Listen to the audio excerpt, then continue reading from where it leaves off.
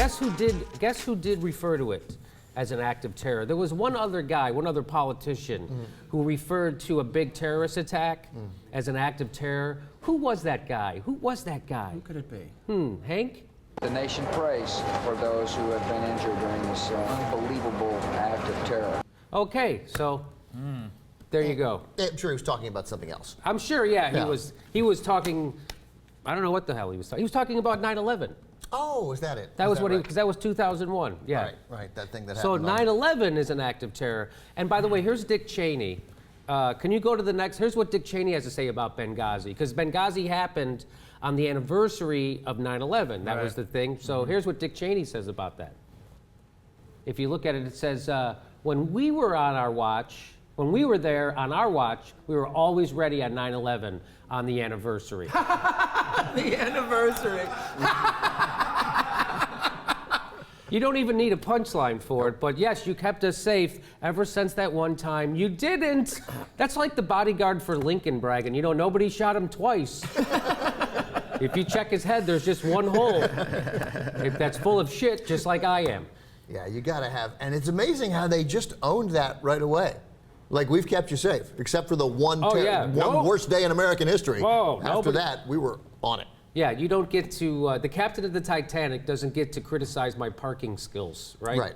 Yeah. Except for the, again, terrorist attacks that happened under their watch at U.S. embassy installations. Yes. Or in like 2002, 2003, 2004, 2005. We were all, so he's not even correct on that. That's right. No, except they weren't. We showed them they didn't do it on September 11th. They had to attack us on August 12th, Yes. and therefore we're off the hook. Yeah. Oh, that's right. Those Americans are just as dead, but we're okay because it didn't happen on the. We were ready on the anniversary. Doesn't count unless it happens on the anniversary. Yeah, we live in a dangerous world, and Americans overseas are in danger in the Middle East, and that's going to happen under every president. Yes. No one's going to keep them safe.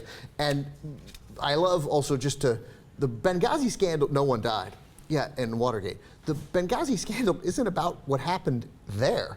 It ought to be, but it's not about what happened there. It's about the discussion afterward. So I got news for you. No one died in the discussion afterwards either. So they're upset that there was talking points that the CIA wrote, and then they took the word terrorism out of the talking points.